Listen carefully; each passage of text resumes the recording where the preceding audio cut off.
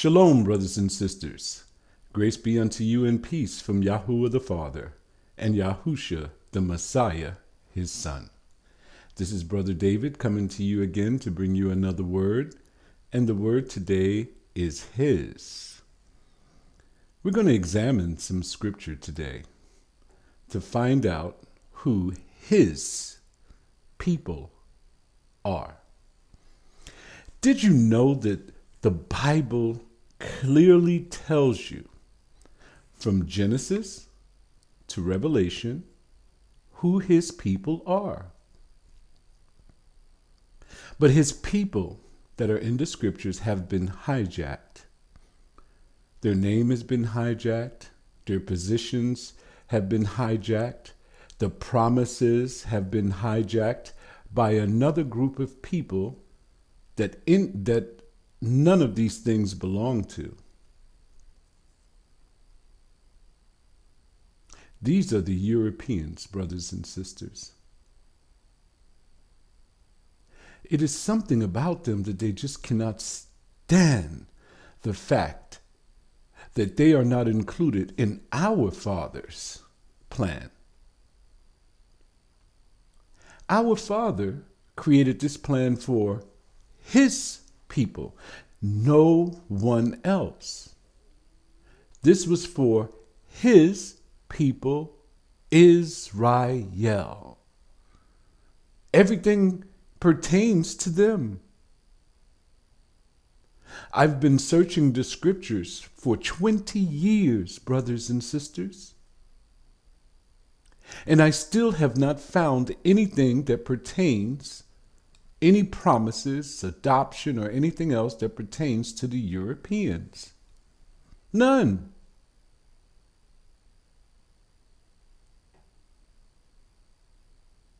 This whole book is written about a certain group of people.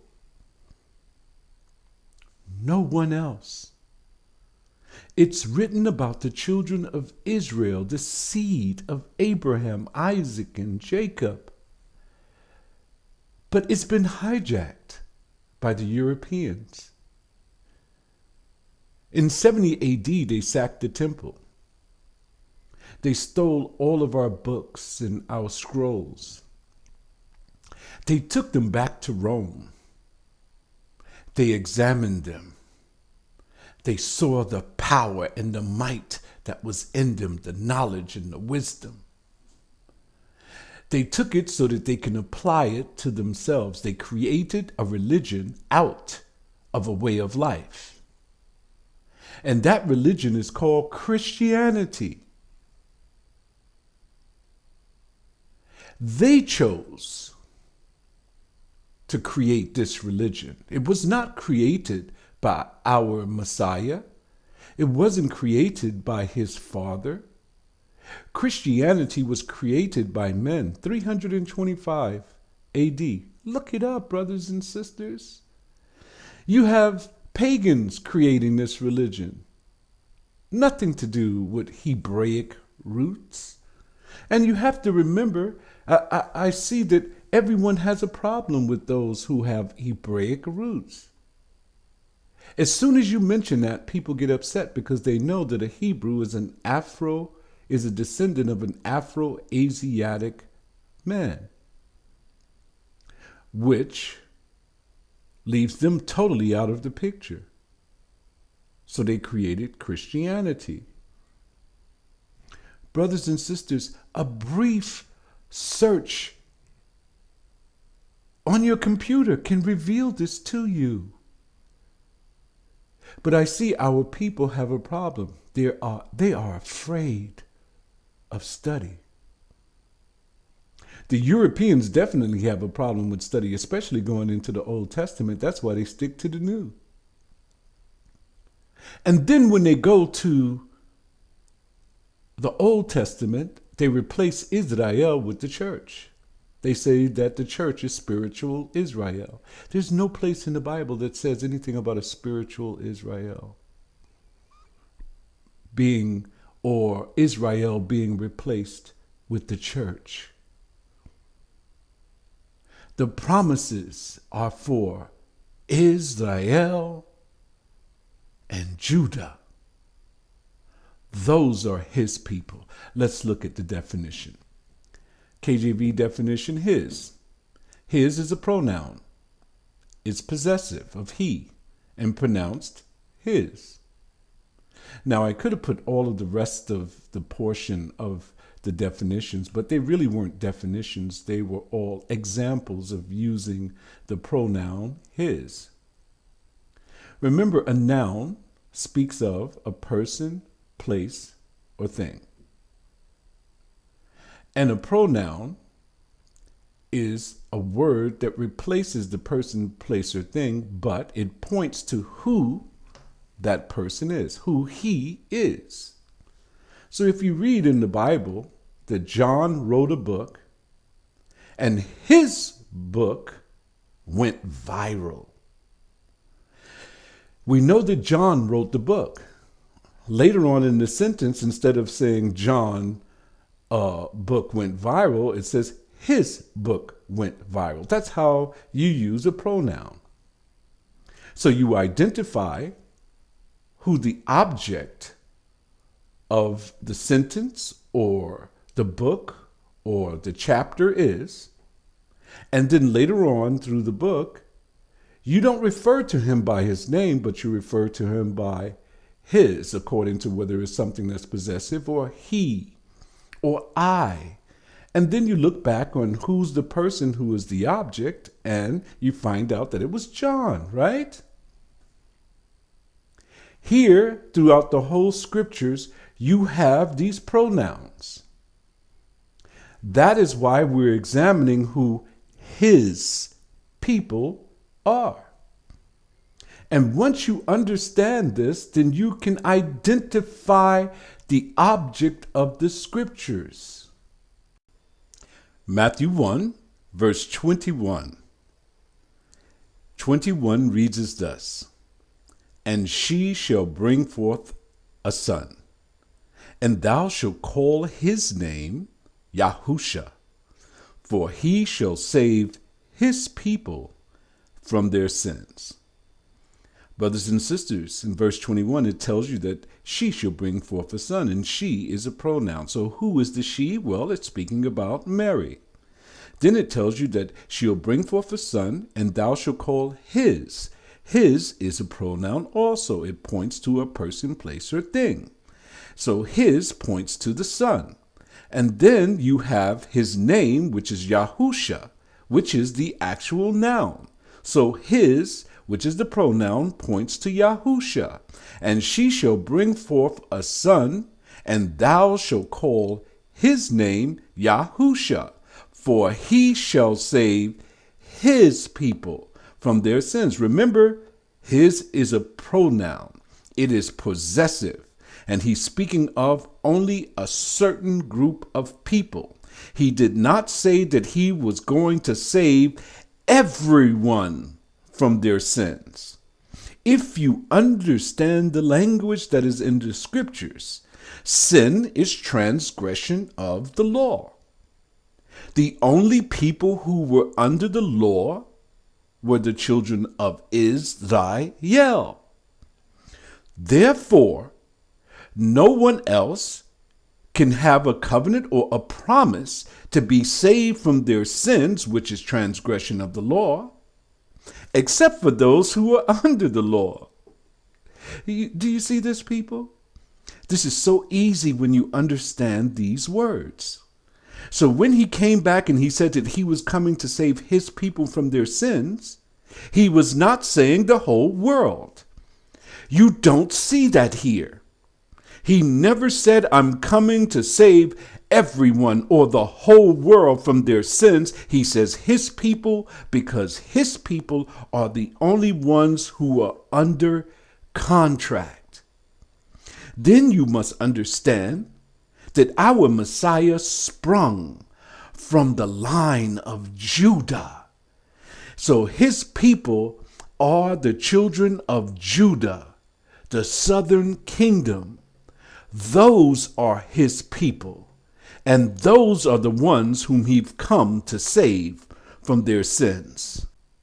And in Luke chapter 1, verse 68 through 69, it gives you a better picture of who those people are. Remember, these are all the Gospels. Verse 68, blessed be the Lord God of who? Israel, for he hath visited and redeemed his people. Well, who is that person who visited them? Yahushua.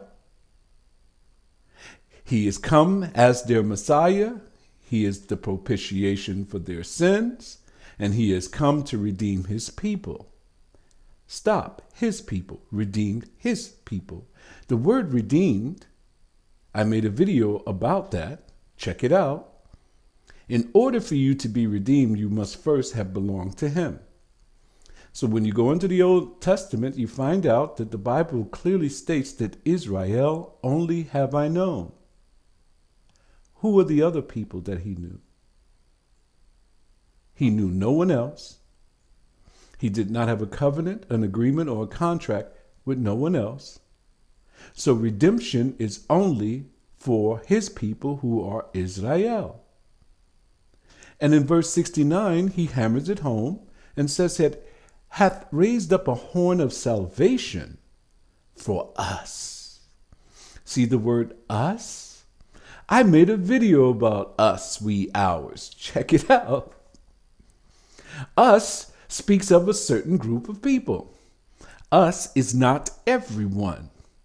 So being that us is a pronoun, now you have to identify who these us are. And we know that the us is Israel, the redeemed people. And then it states, has raised up a horn of salvation for us in the house of his servant David. You know good and well that David was from the tribe of Judah. That is obvious of who he is. And when you speak of a house, you're speaking of his family, his lineage, his DNA, the seed, the bloodline. The bloodline that the Messiah sprung from. Isaiah 11 and 11. Now let's look at the prophecy of this redemption for his people. And it shall come to pass that in that day, that Yahuah shall set his hand again the second time to recover the remnant of his people. Let's just stop right here. Our Father is saying a second time. What does he mean by that? We know that the first time that he recovered his people was in the land of Egypt under Pharaoh, under their first bondage. Now he's saying that he's going to recover his people a second time. Remember, these people that he's talking about recovering will be in bondage. And then he tells you where they're at. Which shall be left from Assyria, and from Egypt, and from Pathros, and from Cush, and from Elam, and from Shinar, and from Hamath, and from the islands of the sea. Brothers and sisters, it identifies islands of the sea. It tells you about Haiti, islands of the sea. Bermuda, islands of the sea. Jamaica, islands of the sea. All of the places where we were brought here as slaves, brothers and sisters. This is the second time. Did you know that the Bible has two recorded time frames for bondage and release of his people? One was 430 years. That's the first bondage, which in all actuality was not full 430 years in bondage. Did you know that the first captivity in the land of Egypt was only for about 200 years? It wasn't 400 years or 430 years. The rest of that time, that other 230 years, they were sojourned in the lands of Canaan, and then they sojourned in the land of Egypt with Joseph. And then a Pharaoh came that knew not Joseph, and he saw that the people, the children of Israel, had grown so mighty and so numerous that he says, listen, let's deal with these people, lest they join with our enemies and overtake us. And that's when he put them in bondage. And they were in bondage for about 200 years. Check it out, people. It's going to take you a lot of reading and a lot of research, but the Bible puts down two time frames, 430 and 400 years. Now, this bondage, brothers and sisters, this bondage that we're talking about here, that he's going to come to redeem his people, to recover that remnant of his people the second time, is happening now. But if you look at this, and you look at all of the places where we were taken captives, it tells you about the islands of the sea, but I don't see America. Let's check that out. So in Deuteronomy 28, verse 68, check this out, brothers and sisters, and it reads as thus: and Yahuah, the master of the universe, he shall bring thee into Egypt again with ships, by the way whereof I spake unto thee, that thou shalt see it no more again. And there you shall be sold unto your enemies for bondmen and bondwomen, and no man shall buy you. Who sent you into Egypt? Again, and this time in ships. Yahuah. Why did he do that to his people? Because we refused to keep his commandments. Therefore, he turned us over to our enemies. Brothers and sisters, these people here in America, these Europeans, who you want to be close to and be like, these are your enemies.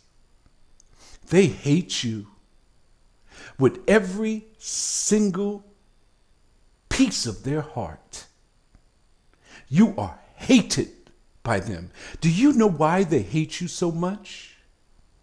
Because you have a covenant, you have a contract, and they do not. And their whole purpose here is to destroy you. So when you see this image, brothers and sisters, of these people who were locked in chains on these slave ships, and they were taken around the world as bondmen and bondwomen with no one to redeem them, this is you. You are the only people, brothers and sisters, if you are a descendant of slaves, then this covenant, this contract, it belongs to you. And this is the outcome for disobedience to the Father, because you refuse to keep his commandments. You refuse to even learn about him. You won't even pick up the book to try to see if this thing is true. Everything in the book is about you and about this bondage here. This bondage here leads to deliverance. The Bible is clear. This here is a sign. Brothers and sisters, this is a symbol. This is an exclusive club This is a club of suffering. No one wants a part of this club. You didn't want a part of this club. But because you refuse to keep the contract, the curse was put upon you. And in Deuteronomy 28 and 45 to 46, listen to this in 45. Moreover, brothers and sisters, all these curses shall come upon thee, and shall pursue thee, and shall overtake thee, till thou be destroyed. Brothers and sisters, these curses came upon you because you did not keep his commandments. And then he says they're going to overtake you until you're destroyed. Are you destroyed? Yes. You don't know who you are. You have zero knowledge. You're blind. You're deaf. You're dumb. That's a part of the curse. Everyone knows their heritage. Everyone knows their religions. You don't know anything. They brought you here to this country. They call you African Americans. They called you negroes. They called you black. They called you niggers. You're nothing but a byword for them. They hate you. They beat the life out of you. They took your names that was named after the Father and named you after themselves. Whoever owns you names you. And the reason that they were able to do this is because you left your Father and you refused to keep his commandments. Listen, because thou hearkenest not unto the voice of Yahuah, thy Eloah, to keep his commandments and his statutes which he commanded thee. Verse 46, and they shall be upon thee for a sign, and for a wonder, and upon thy seed. That's DNA, brothers and sisters. That means everyone who comes from your loins shall be under this curse until you've turned back to Yahuah. And then he says that he was going to bring you where? Into Egypt? Well, let's identify this Egypt. And when you look at America, you see this phallic symbol here? Let's read the commentary on the top. It says, the similarities between Egypt and America continue.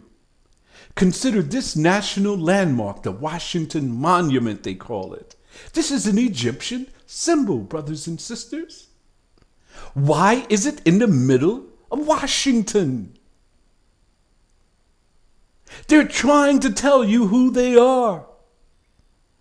They are the house of bondage. This land was created, this land was so-called discovered by the Europeans for one purpose and one purpose only, to carry out and to fulfill the edict, the punishment of the children of Israel because we would not keep his commandments. Look at the object of your affection. This has become your God. The most widely published bill in the world. Look on the back. It has a symbol of a pyramid with an all-seeing eye. You know, the eye of Ra. Egypt. Brothers and sisters, they've taken these symbols and they've put it upon themselves. The prophets were seeing this. The prophets saw you in slave ships. The prophets saw these phallic symbols. They didn't know what they were looking at. But because they saw the pyramid, they said that this was Egypt again. So in Isaiah 11 and 11, let's go through that again. And it shall come to pass that in that day, that's the last day. Anytime you hear in that day, that great and terrible day, this is the last day. That he, Yahuah, shall set his hand again the second time, brothers and sisters, to recover the remnant of his people, those who are left, those who turn back to Yahuah. For anyone who has refused his word, refused his commandments, you are not his people. Which shall be left from Assyria, and from Egypt, and from Patros, and from Cush, and from Elam, and from Shinar, and from Hamath, and from the islands of the sea. Now we have identified America. And America is this so-called Egypt. You see, it doesn't say the land of Egypt, because in the Bible it has two references. It says the land of Egypt, and it says Egypt. When you see Egypt, you're talking about the house of bondage. Isaiah 11 and 12. And he shall set up an ensign for the nations, and shall assemble who? So this right here identifies who these nations are. He's going to assemble the outcast of Israel. Listen who he's going to gather. And gather together, that's Israel and Judah, from the four corners of the earth. Brothers and sisters, you read in 11 that we were scattered all over the place, that we were taken into bondage. Some of us were scattered. Some of us never made it back. He says he's going to gather the dispersed of Israel and Judah from the four corners of the earth. And remember, these people are still in the lands of their captivity. Let's look at this word ensign. One, a flag or banner of a military band, a banner of colors, a standard, a figured cloth, piece of silk attached to a staff, and usually with figures, colors, or arms thereon, borne by an officer at the head of a company, troop, or other band. 2, any signal to assemble or to give notice. He will lift up an ensign to the nations, Isaiah chapter 5. Brothers and sisters, he has lifted up a signal to assemble. That's right. These are the last days, and he says in the last days, knowledge shall be greatly increased. Our people are making videos left and right. Our people are speaking on the corners. They're telling you who we are now. They're revealing this truth. Even some of the preachers that are in church are starting to get this thing together. Remember, it was forbidden for us to go into the Old Testament and read about our history. That's why they didn't want you to go there. They just wanted you to read just passages about slaves obey your masters. That's the only thing that they wanted you to read. The signal has been sent. It's time to assemble, brothers and sisters, and give notice to our captors that your time is short and fleeting. So in Isaiah 5:25, it states this: therefore is the anger of Yahuah kindled against his people. And he have stretched forth his hand against them, and have smitten them. And the hills did tremble, and their carcasses were torn in the midst of the streets. For all this, his anger is not turned away, but his hand is stretched out still. You are still under this curse, brothers and sisters, because you still refuse to turn back to Yahuah. Why do you think our young men and our young women are being killed and murdered and ripped apart in the streets? Because we refuse to turn back to him. We're following that stupid Christianity. The same people who brought us over here in those ships. The first slave ship that they brought us here was the good ship Jesus, brothers and sisters. That name Jesus means death, it means destruction, and it means bondage. It has nothing to do with deliverance. Look it up. There is no deliverance in Jesus. There's only death. And that ship brought us here for bondage. And as long as you refuse to keep his commandments, as long as you refuse to pick up that book and start reading about your history and learning something, because the reason you will perish is because of lack of knowledge, his hand shall continually be against you. Verse 26, and he will lift up an ensign to the nations. Ha! The tribe of Judah. They have begun to preach and to glorify the Most High. He has awakened us. We are the ones who are responsible to bring this word to the masses. It is the tribe of Judah, brothers and sisters. Why do you think that we are here doing this? Because he has set up this ensign. It's time to assemble. And will hiss unto them from the end of the earth. And behold, they shall come with speed, swiftly. This is why all of a sudden, everybody is awakening at one time. All of the remnant, that is. If you don't have no part in this, if you don't keep his commandments, if you haven't left out of those lying churches, if you're not a person that stays in your word and you're reading on a constant basis, you're in trouble. But you still have a chance. Come back to him and keep his commandments. Isaiah 11:16. And there should be a highway for the remnant of his people. You see, brothers and sisters, all through the scriptures, all you have is nothing about his people, his people, his people, seed, seed, seed, seed, house, house, house, house, his nations, nations, nations. He's only speaking about a specific group of people, and it's only speaking about this people, Israel, and he's only going to come back for a remnant. It's only a small portion. There's not going to be many of us.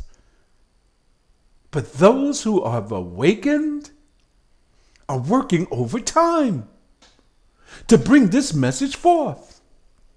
Listen to the language. Which shall be left from them, from Assyria, like as it was to Israel in the day that they came up out of the land of Egypt. You see, brothers and sisters?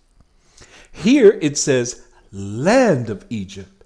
Before it says Egypt. Egypt is house of bondage, and came up out of the land of Egypt means the physical continent or country that is in Africa, Egypt. Isn't this Bible wonderful? It is very descriptive. All you have to do is read. And they shall spring up as among the grass, as willows by the water courses. One shall say, I am Yahuah's. That's me. I belong to him. And another shall call himself by the name of Jacob. And we're doing that today. And another shall subscribe with his hand unto Yahuah. We're writing about him. We're teaching about him. We're sending out letters on the computer to the brothers and sisters that are scattered abroad, and surname himself by the name of Israel. Brothers and sisters, that's us. We're calling ourselves by the name of Israel. My channel is that I am the Moreh, that's teacher of Yisrael or Israel. Brothers and sisters, we are subscribing to this. We're surnaming ourselves by him. Brothers and sisters, wake up Everything that has been done is for you. The sign that you are the children of Israel is your suffering, a never-ending suffering. Your suffering can end if you return to Him. But as long as you stay in that Christian church and calling on that name, Jesus, refusing to keep His commandments, brothers and sisters, you shall be cast into the lake of fire with all of the rest of the heathen. You were once the child of the promise, but you have turned into a pure Gentile, a heathen, one who does not know his Father. Wake up, for the kingdom of heaven is at hand. Shalom.